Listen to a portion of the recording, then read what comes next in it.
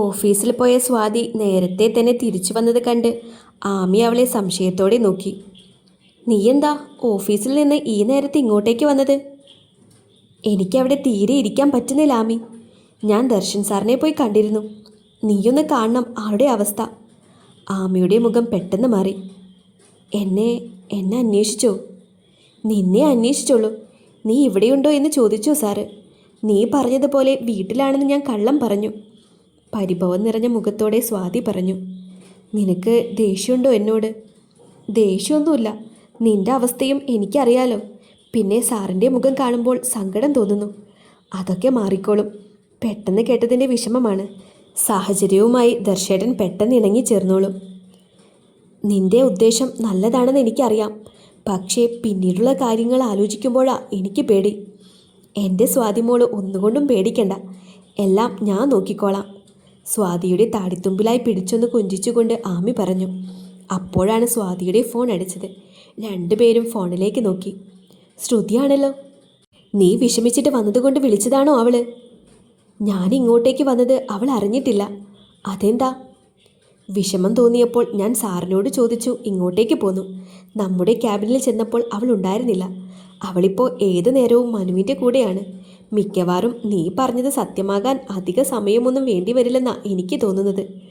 ഒരുപാടൊന്നും മനസ്സ് നിറഞ്ഞ് സന്തോഷിക്കാൻ കഴിഞ്ഞില്ലെങ്കിലും ആമി ചെറുതായി ഒന്ന് ചിരിച്ചു. രാത്രി വീടിൻ്റെ മുൻവശത്ത് സോപാനത്തിലിരുന്ന് എന്തൊക്കെയോ ആലോചിക്കുകയായിരുന്നു ദർശൻ. ഏട്ടൻ ഭക്ഷണം കഴിച്ചോ? അവൻ്റെ അരികിൽ വന്ന് നിന്നുകൊണ്ട് ദേവി ചോദിച്ചു. അവളെ ഒന്ന് തിരിഞ്ഞു നോക്കി അതേപോലെ തന്നെ അവൻ സോപാനപ്പടിയിലേക്ക് മുട്ടുകൈ കുത്തി ചാഞ്ഞിരുന്നു. ഞാൻ ചോദിച്ചത് കേട്ടില്ലേ? ഏട്ടൻ കഴിച്ചില്ലേന്ന്. ഞാൻ കഴിച്ചാലും കഴിച്ചില്ലെങ്കിലും നിനക്കെന്താ? നിന്റെ കാര്യങ്ങളൊക്കെ നീയിപ്പോൾ ഒറ്റയ്ക്കല്ലേ തീരുമാനിക്കുന്നത്. അപ്പോൾ എൻ്റെ കാര്യങ്ങൾ ഞാൻ ഒറ്റയ്ക്ക് നോക്കിക്കോളാം. ഒരുപാട് ഒച്ചയെടുത്തൊന്നുമല്ല അവനത് പറഞ്ഞതെങ്കിലും ആ സംസാരത്തിൽ പരിഭവമുണ്ടെന്ന് ദേവിക്ക് മനസ്സിലായി. ഏട്ടാ, നീയ ചേച്ചിയുടെ അച്ഛൻ വിളിച്ചിരുന്നു. ഏട്ടന് കൂടി സമ്മതം പറഞ്ഞാലേ നമുക്ക് വിവാഹകാര്യവുമായി മുന്നോട്ട് പോകാൻ പറ്റൂ. എനിക്കൊരു സമാധാനം താ ദേവി. ഞാനൊരു റോബോട്ടൊന്നുമല്ല നീയൊക്കെ പറയുന്നതിനനുസരിച്ച് അങ്ങോട്ടേക്കും ഇങ്ങോട്ടേക്കും ചായാൻ. എനിക്കും ഒരു മനസ്സുണ്ട്. പറ്റുമെങ്കിൽ ഒന്ന് മനസ്സിലാക്കാൻ ശ്രമിക്കേ. ഏട്ടാ, ഞാൻ ഏട്ടനെ വിഷമിപ്പിക്കാൻ വേണ്ടിയിട്ടല്ല ഞങ്ങൾ അങ്ങനെയൊരു തീരുമാനമെടുത്തത്. ഇതെല്ലാം നമ്മുടെയൊക്കെ. ദേവി, ഹരിദാസ് പറയുന്നത് കേട്ട് പറഞ്ഞുകൊണ്ടിരുന്നത് നിർത്തി ദേവി അയാളെ തിരിഞ്ഞു നോക്കി. എന്താ അച്ഛാ? അച്ഛൻ സംസാരിക്കാം അവൻ്റെ അടുത്ത്. മോനെ, രാമചന്ദ്രൻ കുറച്ചു നേരം മുൻപ് കൂടി വിളിച്ചിരുന്നു. അറിഞ്ഞല്ലോ, ഒരാഴ്ചയ്ക്ക് ശേഷമുള്ള മുഹൂർത്തമാണ് കിട്ടിയിരിക്കുന്നത്. അടുത്ത തിങ്കളാഴ്ചയാണ് നിങ്ങളുടെ വിവാഹം കുറിച്ച് കിട്ടിയിരിക്കുന്ന തീയതി. നീ ഇങ്ങനെ ഒരു അഭിപ്രായം പറയാതെ നിന്നാൽ എങ്ങനെയാ ശരിയാവുന്നത്? നീ സമ്മതം പറഞ്ഞാൽ മാത്രമേ ആ കുട്ടി വിവാഹത്തിന് സമ്മതിക്കുകയുള്ളൂ എന്നാണ് അയാൾ പറഞ്ഞത്. പണ്ടത്തെ പോലെ നിന്നെ കല്യാണം കഴിക്കണമെന്ന് വാശിയിലൊന്നുമല്ല ആ കുട്ടി. ഒഴിഞ്ഞു തരാൻ തയ്യാറായി തന്നെയാണ് അവൾ ഇപ്പോഴും നിൽക്കുന്നത്. അച്ഛനിത് എന്തൊക്കെയാ അച്ഛാ പറയുന്നത്? ഇത്രയും നാളും ആമിയെ മനസ്സിലാക്കാൻ ശ്രമിക്കുമെന്ന് പറഞ്ഞ് ആ അച്ഛൻ തന്നെയാണോ ഇപ്പോൾ എന്നോട് ഇങ്ങനെയൊക്കെ സംസാരിക്കുന്നത്? മോനെ, അന്നത്തെ സാഹചര്യമല്ല ഇന്ന്. നീ കാര്യങ്ങൾ ഒന്നുകൂടി മനസ്സിലാക്കാൻ ശ്രമിക്കണം. ഇവിടെ ഇപ്പോൾ എല്ലാവരുടെയും സന്തോഷത്തിന് വേണ്ടി നീ ഈ വിവാഹത്തിന് സമ്മതിക്കണം. എനിക്ക് പറ്റില്ല. ആമിയെ മറന്ന് വേറൊരാളെ വിവാഹം കഴിക്കാൻ എനിക്ക് പറ്റില്ല. ആരും എന്നോട് അതിനെക്കുറിച്ച് സംസാരിക്കണ്ട. മോനെ, ആമി അവളിനി നിനക്ക് അരികിലേക്ക് വരില്ല. അവളുടെ ചേച്ചിക്ക് വേണ്ടി അവൾ നിന്നെ ഉപേക്ഷിച്ചു. അവളെ കുറ്റം പറയാൻ നമുക്ക് പറ്റില്ല. കാരണം അവൾ അങ്ങനത്തെ ഒരു സാഹചര്യത്തിലാണ് ഇപ്പോൾ നിൽക്കുന്നത്. അതുകൊണ്ട് അച്ഛൻ പറഞ്ഞതുപോലെ നീയും കാര്യങ്ങളൊന്നും മനസ്സിലാക്കാൻ ശ്രമിക്കേ. അതെ ഏട്ടാ, ആരും നിർബന്ധിപ്പിച്ചല്ല ആമിയെ കൊണ്ട് ഇങ്ങനെയൊരു തീരുമാനം എടുപ്പിച്ചത്. അവളുടെ സ്വന്തം ഇഷ്ടത്തിന് വിവാഹത്തിൽ നിന്നും പിന്മാറിയതാണ്. പിന്നെ ഇതിനു മുൻപ് ഞാൻ വിഷമിച്ചിരുന്ന സമയത്ത് ഏട്ടൻ തന്നെ എന്നോട് പറഞ്ഞിട്ടില്ലേ, അമ്പിയെയും വീട്ടുകാരെയും കണ്ട് എന്ത് കോംപ്രമൈസിനും വേണമെങ്കിലും ഏട്ടൻ തയ്യാറാണെന്ന്. പിന്നെ ഇപ്പോൾ എന്താ എനിക്ക് വേണ്ടി ഏട്ടൻ മനസ്സ് മാറ്റാത്തത്? പണ്ടുണ്ടായിരുന്ന സ്നേഹം എന്നോട് ഇപ്പോഴില്ലേ ഏട്ടന്? ദേവിമോളെ, നീ എന്തൊക്കെയാ ഈ പറയുന്നത്? നിന്നോളം വലുതല്ല ഏട്ടൻ ആരും. പക്ഷേ പറ്റണ്ടേടി എനിക്ക്. ദർശൻ ദയനീയമായി അവളോട് പറഞ്ഞു. ഏട്ടാ, എല്ലാവരുടെയും നന്മയ്ക്ക് വേണ്ടിയിട്ടാ ഇപ്പോൾ ഇങ്ങനെയൊരു തീരുമാനം എടുത്തിരിക്കുന്നത്. മനസ്സുണ്ടെങ്കിൽ ഏട്ടൻ ഞങ്ങൾക്കൊപ്പം നിൽക്കണം. ദർശൻ ഹരിദാസിനെ നോക്കി. അതേ മോനെ, നീ ഞങ്ങൾക്കൊപ്പം നിൽക്കുക. ഞങ്ങളെ ഒന്ന് മനസ്സിലാക്കാൻ ശ്രമിക്കുക. നിങ്ങൾ എന്നെയൊന്ന് മനസ്സിലാക്കാൻ ശ്രമിക്കുക. നോക്ക് ദർശ, പറയാൻ പറ്റുന്ന അത്രയും ഞാൻ നിന്നോട് പറഞ്ഞു. ഇനിയിപ്പോൾ സമ്മതം പറഞ്ഞാലും ഇല്ലെങ്കിലും ഞാൻ ഈ ആലോചനയുമായി മുന്നോട്ട് പോകും. മുഹൂർത്തത്തിൻ്റെ അന്ന് അമ്പലത്തിൽ അവരെത്തും. ഞാനും ദേവിമോളുമായിട്ട് അവിടെ ചെല്ലും. ഇവൾക്കൊരു ജീവിതം വേണമെങ്കിൽ, വിവാഹം നടക്കണം എന്ന ആഗ്രഹമുണ്ടെങ്കിൽ നീയും അമ്പലനടയിലെത്തണം. എൻ്റെ മോൾ ആഗ്രഹിക്കുന്നവളെ നിന്റെ ഭാര്യയായി സ്വീകരിക്കാൻ. ദേവിയുടെ തോളിൽ ചേർത്ത് പിടിച്ചുകൊണ്ട് ഹരിദാസ് അകത്തേക്ക് കയറിപ്പോയി. അവർ പോയി കഴിഞ്ഞിട്ടും ദർശൻ അവിടെ തന്നെ നിന്നു. രാധിക ദർശൻ്റെ അടുത്തേക്ക് വന്നു. എന്താ അമ്മേ, എന്താ ഇവർക്കൊക്കെ പറ്റിയത്? ഒറ്റ ദിവസം കൊണ്ട് എല്ലാവരും മാറിപ്പോയല്ലോ. ആരും എന്താ എന്നെയൊന്ന് മനസ്സിലാക്കാൻ ശ്രമിക്കാത്തത്? വിച്ചു, അവൻ്റെ അവസ്ഥ ഒന്ന് ആലോചിച്ച് നോക്കിക്കേ. എങ്ങനെ തോന്നി നമ്മുടെ ദേവിമോൾക്ക് ഇങ്ങനെയൊരു തീരുമാനമെടുക്കാൻ? ഒന്ന് തുറന്ന് സംസാരിക്കാൻ പോലും ആരുമില്ലാത്ത അവസ്ഥയായി പോയി എനിക്കിപ്പോൾ. നിഖിലിനെ വിളിച്ചിട്ടാണെങ്കിൽ ഫോണ് കിട്ടുന്നില്ല. കാർത്തു ആണെങ്കിൽ ഫോൺ എടുക്കുന്നില്ല. എനിക്ക് ഭ്രാന്ത് പിടിക്കുകയാണ്. മോനെ, അമ്മയ്ക്ക് നല്ല വിഷമമുണ്ട്. പക്ഷേ എന്ത് ചെയ്യാനാ? അവർ അച്ഛനും മോളും ആമിമോളും അവരുടെ തീരുമാനത്തിൽ തന്നെയാണ് ഉറച്ചു നിൽക്കുന്നത്. നമ്മൾ എന്തൊക്കെ പറഞ്ഞാലും അതിലൊരു മാറ്റവും ഉണ്ടാവില്ല എന്നുള്ള വാശിയിലാണ് അവർ. നമ്മൾ എന്തു ചെയ്യും മോനെ? നീ വിവാഹത്തിന് സമ്മതിക്കണ്ട എന്നു തന്നെ അമ്മ എപ്പോഴും പറയുള്ളൂ.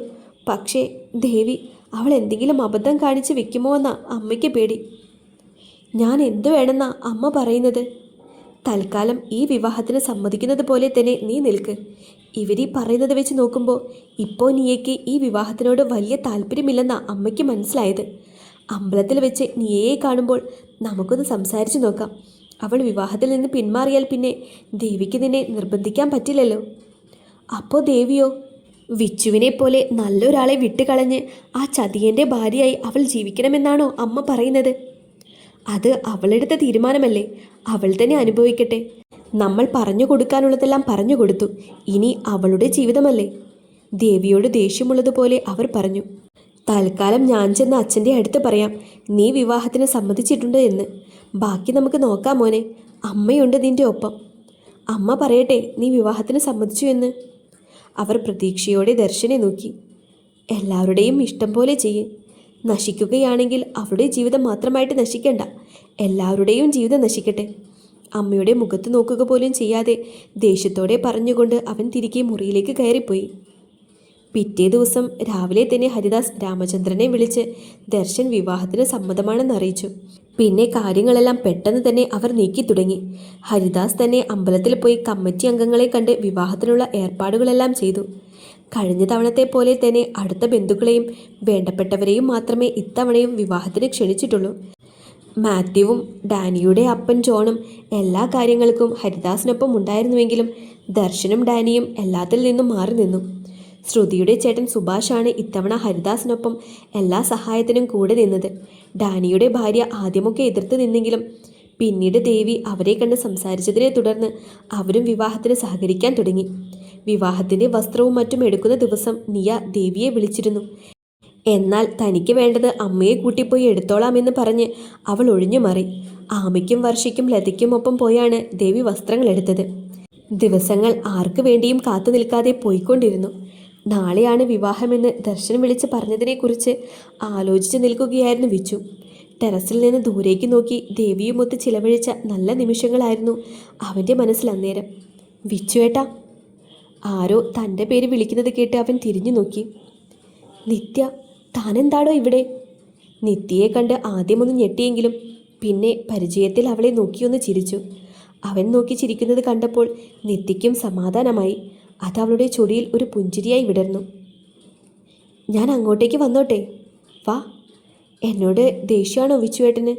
എന്തിന്? അതിനുള്ള മറുപടി പറയാതെ അവൾ തലതാഴ്ത്തി നിന്നു. ദേവി ഇപ്പോൾ ചെയ്യുന്നത് ശരിയാണെന്നൊന്നും ഞാൻ പറയുന്നില്ല. പക്ഷേ ജീവിതത്തിൽ ഒരുപാട് വേദനിച്ചവളാണ് അവൾ. അവളൊന്ന് സന്തോഷിച്ച് കാണണം എന്നുള്ളതാണ് എൻ്റെ ആഗ്രഹം. തെറ്റാണെങ്കിലും ശരിയാണെങ്കിലും അവൾക്കൊപ്പം നിൽക്കാനാണ് ഞാൻ തീരുമാനിച്ചിരിക്കുന്നത്. വിച്ചുവേട്ടൻ അവളെ വെറുക്കരുത്. എന്താടോ ഇത്? ഞാനെന്തിനാ എൻ്റെ ദേവികൊച്ചിനെ? അവനൊന്ന് നിർത്തി നിത്യയെ നോക്കി. അവളുടെ മുഖവും വല്ലാതെയായി. സോറി, ഞാനെന്തിനാ ദേവിയെ വെറുക്കുന്നത്? എനിക്ക് മനസ്സിലാവും ആ കുട്ടിയുടെ അവസ്ഥ.